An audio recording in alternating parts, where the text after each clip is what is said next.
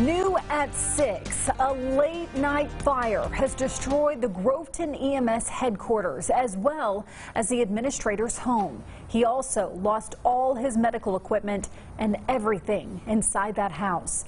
KETK's Matt Thibodeau has more on this devastating blow to the entire community. Folks around Groveton are familiar with the Groveton EMS, but around midnight, the headquarters of David Robison, the administrator, caught fire.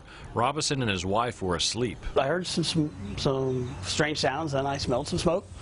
Opened my eyes, and there was some flames, some burning material falling through our ceiling. He jumped out of bed, woke up his wife and son, then called 911. I grabbed a fire extinguisher. We keep fire extinguishers all around, and I started putting the fire out, and I got most of it out that had fallen through the roof, but there was still a lot upstairs. By now, first responders had arrived. One firefighter went inside the attic where they believed the fire started. And while he was in there, back wall blowed out, and when the back wall blowed out, it sucked the fuel it needed to mix with the fire, and it just went from there, and there was no stopping it. And it soon became a raging inferno. Everything I've ever owned in my life, all my childhood memorabilia, things from my parents who have passed away, my grandparents, all that disappeared, burned up. The flames spread fear and concern throughout the tiny town. It scared me. I stood out behind my truck, and I had fire coming down on me. We had explosion after explosion.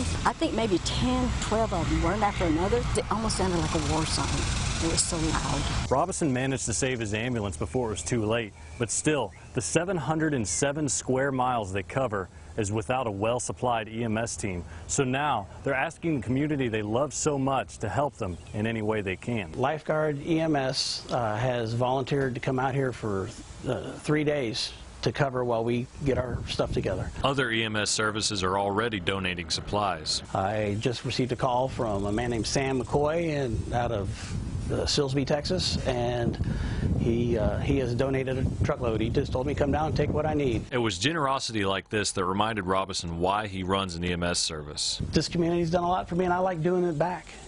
This is the best thing I've ever done. I've got over 35 years of EMS experience. I gave up a very lucrative ambulance service and had a chance to buy this and bought this so that I could do a community some good.